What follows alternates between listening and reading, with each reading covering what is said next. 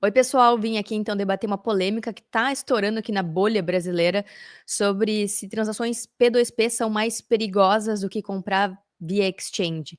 Então, essa é uma grande afirmação falsa que eu vim aqui explicar um pouco melhor porque que eu acho que não faz o menor sentido esse tipo de afirmação, que na verdade está completamente descolada da concepção de transações P2P globalmente, inclusive é um tipo de transação que existe muito esforço e soluções sendo criadas para facilitar as transações P2P.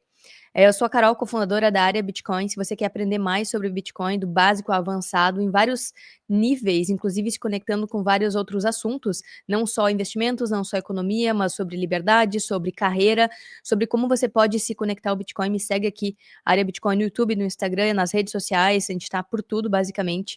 E se inscreve no Bitcoin Starter se você quer aprender de forma mais focada.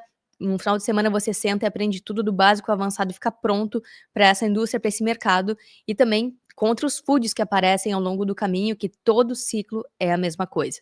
Então, surgiu essa polêmica na bolha do Bitcoin brasileira, especificamente no Twitter, de que transações P2P são mais perigosas para o usuário, porque a pessoa pode receber uma transação que foi usada para um fim ilícito. Ou seja, você compra de outra pessoa o seu Bitcoin, você compra de um P2P, P2P significa transação peer-to-peer, ponto a ponto, ou de pessoa para pessoa, é uma sigla em inglês. Inclusive no white paper do Bitcoin, o título e toda a descrição do white paper do Bitcoin é focado numa estrutura P2P, ponto a ponto, ou seja, sem precisar de intermediários, tanto nas negociações quanto para você se conectar à rede, né?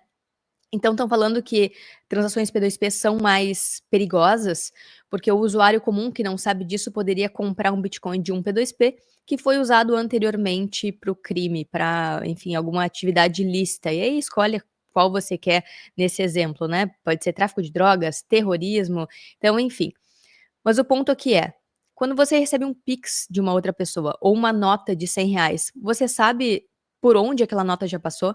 Você sabe se ela já foi aceita por um traficante, por exemplo? Você não sabe, porque o dinheiro ele é fungível, né? Você pode aceitar uma nota de R$ 100, não importa o histórico dela. Significa que ela tem valor independente das intenções ou do caráter de quem usou ela anteriormente. E essa é uma das principais funções do dinheiro. E Bitcoin, para a rede Bitcoin, um Bitcoin é igual a outro Bitcoin. A rede Bitcoin não discrimina, ela não faz juízo de valor moral sobre por o que aquele Bitcoin foi usado anteriormente, né? Assim como ninguém discrimina uma nota que é verdadeira, que, né, você recebeu uma nota de R$ 100, fez a verificação e ela é real, e ninguém discrimina se ela já foi usada anteriormente para o crime. Inclusive, existe uma pesquisa que mostra que grande parte das notas de dólar tem traços de cocaína. Ou seja, grande parte do dinheiro físico em circulação já foi usado para fins ilícitos. Então, esse argumento ele é totalmente falho. Outra parte do porquê que eu acho um absurdo está sendo propagado na bolha brasileira, especialmente por bitcoins que deveriam defender as transações P2P, é que foi justamente através de transações entre pessoas que a economia surgiu. Então, através do escambo, através das trocas voluntárias, eh, inicialmente por sal, por conchas, depois por metais preciosos, as pessoas começaram a negociar entre si. Foi exatamente assim que a economia, que o dinheiro, que a gente evoluiu como civilização, fazendo trocas entre pessoas, confiando uma pessoa na outra, naquela negociação que está sendo feita, sem precisar de um intermediário.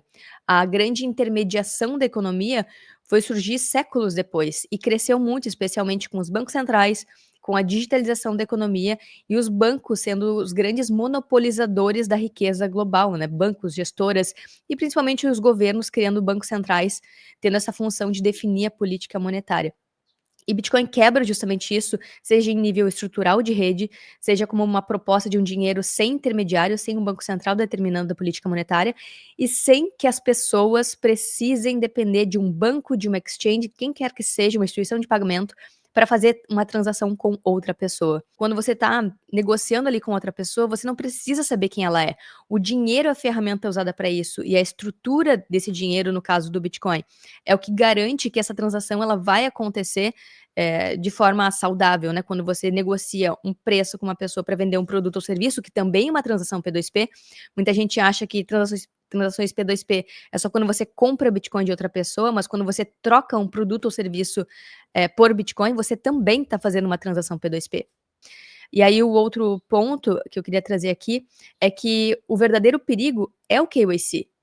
É você comprar de uma exchange. Então, quem afirma que comprar de exchange ou de uma instituição de pagamento é muito mais seguro que P2P, tá na verdade colocando provavelmente os seus interesses acima do interesse das pessoas, né, do Bitcoin para ele fluir com uma rede de forma independente de fato. Porque quando você faz uma transação P2P, se por acaso você recebeu um Bitcoin usado para o crime anteriormente, para a rede isso não faz diferença.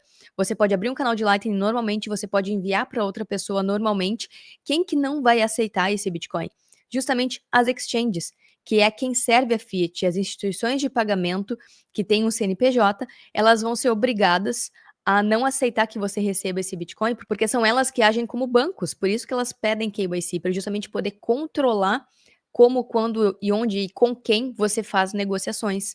Então é quem serve a Fiat que justamente vai tentar diferenciar esses Bitcoin, porque para a rede, um Bitcoin é igual a um Bitcoin, e se você quiser fazer uma transação P2P com outra pessoa usando o mesmo Bitcoin que você recebeu, para a rede não faz diferença, Bitcoin é totalmente fungível, né? E na verdade, o KYC que é o verdadeiro perigo, é o KYC que na verdade tenta controlar as pessoas, porque se você prestar atenção no que está acontecendo globalmente, a gente tem instituições de pagamento, bancos, coletando cada vez mais dados das pessoas para poder cruzar esses dados e poder, de alguma forma, cobrá-las no futuro ou controlar como que elas gastam o próprio dinheiro delas. E o grande perigo do KYC é justamente quando você fornece informações, você vincula os seus dados pessoais aos seus endereços de Bitcoin, você está dando a chance de alguém, ou um governo, ou uma empresa, ou uma pessoa que tem acesso aos seus dados, te coagir. Assim como o governo americano já coagiu no passado as pessoas a entregarem o ouro delas, é possível que no futuro os governos ou algum atacante, né, alguém que você conhece que sabe que você tem Bitcoin e vazou essa informação, te force a entregar os seus Bitcoin. E é por isso que KYC é o maior perigo, e não o P2P, a transação que você confiou numa outra pessoa, que ela é segura para você transacionar, e que você, enfim, está fazendo uma negociação sem intermediários. Na minha opinião, transformar o P2P em algo perigoso é criar um estigma, é criar medo para que as pessoas sigam dependentes do próprio sistema Fiat, é total mentalidade Fiat. E para mim, empresas saudáveis e quem é eficiente e produtivo não precisa atacar o P2P, porque são formas de comprar Bitcoin que podem andar juntas e paralelas. A segregação patrimonial ela serve para isso. Você pode comprar Bitcoin de exchanges para no futuro trocar por um bem, produto ou serviço, e você, enfim, ter essa facilidade dentro do sistema Fiat, porque você acaba conectando o seu Bitcoin ao sistema Fiat. E você também pode comprar via P2P para se proteger da coerção, seja de outra pessoa, estatal ou de outras empresas. Então é totalmente saudável comprar Bitcoin P2P com uma proteção de patrimônio, muito pelo contrário do que está sendo dito por aí, que é perigoso, que é ruim, que as pessoas vão ter problemas no futuro. São as transações P2P que garantem que Bitcoin é imparável. A gente já foi no Oslo Freedom Forum 2 vezes, a gente tinha acompanhado globalmente. A primeira coisa que governos autoritários fazem é justamente fechar e bloquear as contas bancárias das pessoas, para elas não criticarem um governo tirano ou, enfim, ditaduras, por exemplo. E é através das transações P2P localmente que as pessoas conseguem continuar transacionando, mesmo tendo as suas contas bancárias fechadas. E não só em ditaduras, mas também em situações limítrofes, como guerras ou catástrofes. A gente viu que, por exemplo, na guerra da Ucrânia, muitas pessoas só conseguiram comprar capacetes e coletes à prova de bala, porque elas conseguiam fazer transações P2P globalmente. Então, pessoas mandavam doações em Bitcoin para lá e elas conseguiram comprar proteção através dessas transações P2P. Em desastres naturais, como já aconteceu no Bahamas, inclusive no Rio Grande do Sul, quando teve as enchentes, foram as transações e as doações P2P que facilitaram que as pessoas tivessem recursos naquele momento tão crítico.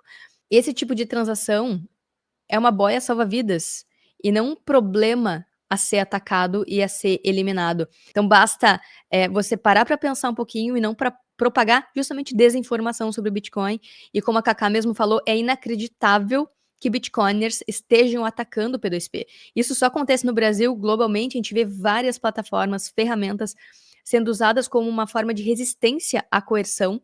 Essas formas de comprar Bitcoin de outra pessoa com mais privacidade, o próprio Nostr é uma ferramenta que pode ser usada para isso, via Mostro, que é um aplicativo criado em Nostr para facilitar transações P2P.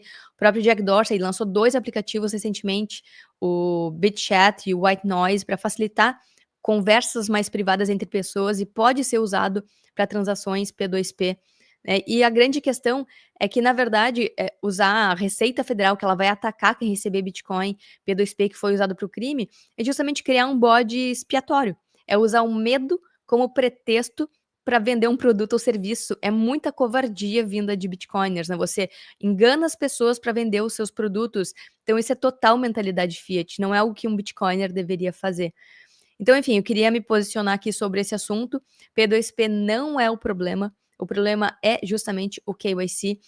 Transações P2P é como a economia surgiu, é a coisa mais saudável e libertadora que uma pessoa pode fazer. Afinal, quando você se posiciona que o P2P é o problema, você fica do lado fiat, e não do lado do Bitcoin, e não do lado das pessoas que podem usar o Bitcoin a seu favor. Então, era isso que eu queria trazer aqui. Até a próxima e opt out.